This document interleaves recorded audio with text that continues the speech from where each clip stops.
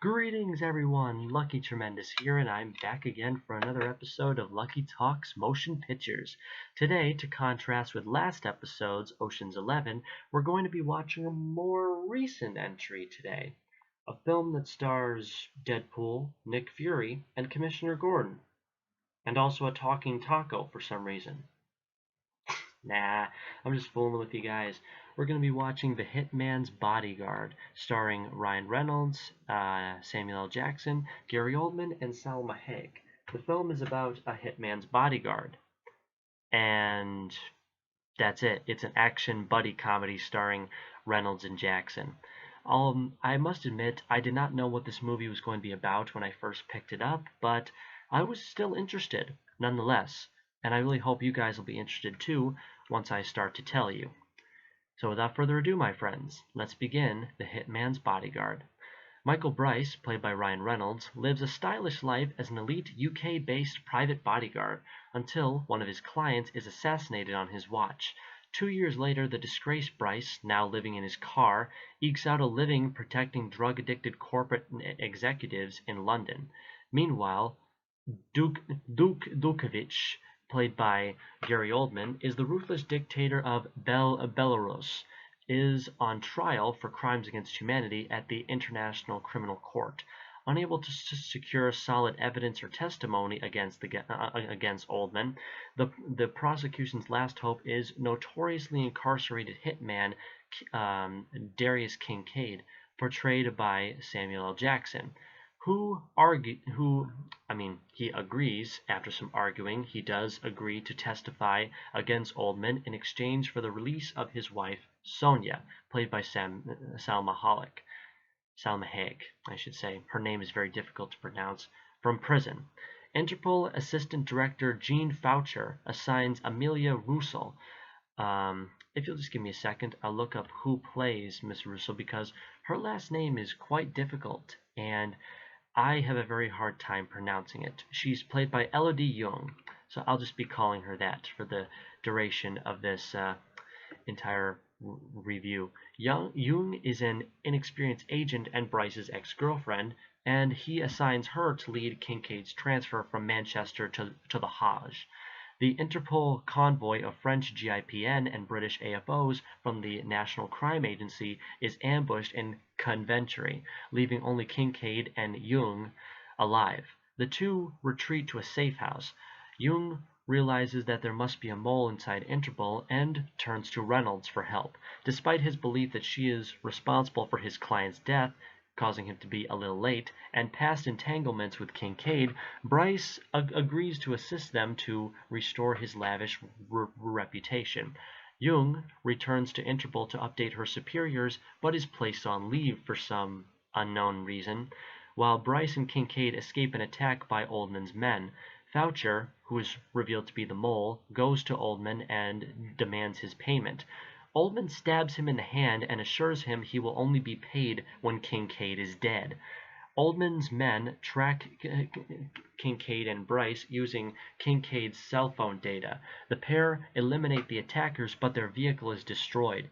Two things I'd like to mention. One, Gary Oldman's performance is very good. He's really awesome at playing villains. He was great at playing the villain in The Fifth Element 20 years before this, and he's great playing the villain now. So scary. And I should say the action in this is also very good, having Samuel L. Jackson and Ryan Reynolds as very experienced action heroes, as Ryan Reynolds had only recently finished filming Deadpool. So, yes, these were two very awesome scenes I'd just like to point out. The two hitchhike to a ferry to Amsterdam, where Sonia is being held. Kincaid reveals that he was the one who killed Reynolds' client, having spotted him by chance while on another job. Completely enraged, Reynolds punches Kincaid and abandons him. As Bryce bemoans his failures at a beer stand, quite comically, and you'd think that this scene would work very well in Deadpool the movie, it's not. Oldman's men attack Jackson's character. Reynolds has a change of heart and helps Jackson escape, but is captured. As Oldman's men torture him, Jackson arrives and rescues Reynolds.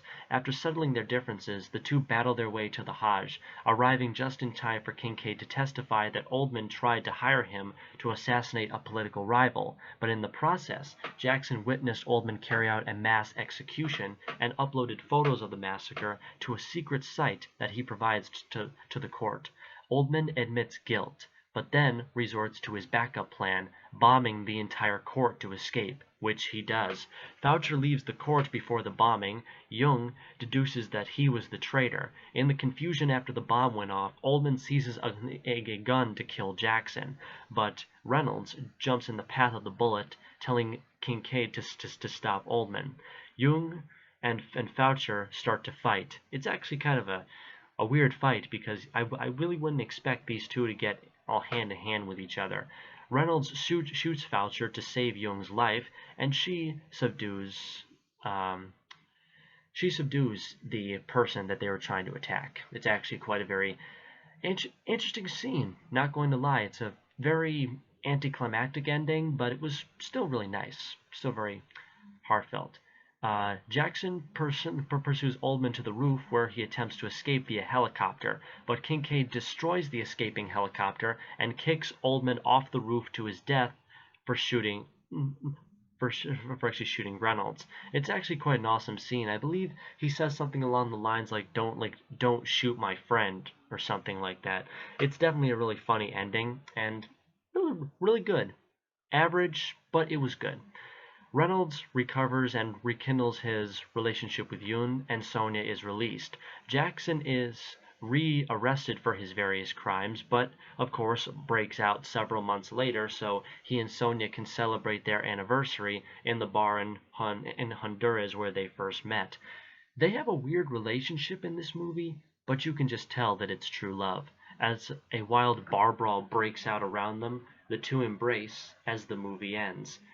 The Hitman's Bodyguard is a very weird movie. I had a hard time telling if it was really good or not, so I decided to leave it middle way. There's no good, there's no bad. There's a lot of both good and bad in this movie, but I mean, it worked okay, not gonna lie. It was an okay film for all of the big names involved. I mean, that's usually what you get from a Summit production from Lionsgate. You get an average movie with all of the major cliches. This movie had too many cliches to count. Not gonna lie, there were so many. I could count on two hands how many cliches this movie had. It was a screwball action comedy that went off the rails. So yeah, I'd say this was a mixed to average film. If you like romantic comedies and you like action films, go for this one. Nobody's stopping you. And hey, if you do like it, I would definitely recommend the sequel. I actually only just learned right before I wrote the thing for this movie review that they're going to make a sequel. They started filming last year, and they're continuing work into this year. So who knows? We might get to see a sequel to The Hitman's Bodyguard sooner rather than later. Thank you guys so much for watching this review of The Hitman's Bodyguard from me, Lucky Tremendous. Be sure to like, comment, and subscribe for more Lucky Talks motion pictures in the future, and I will see you guys in the very next video. Peace!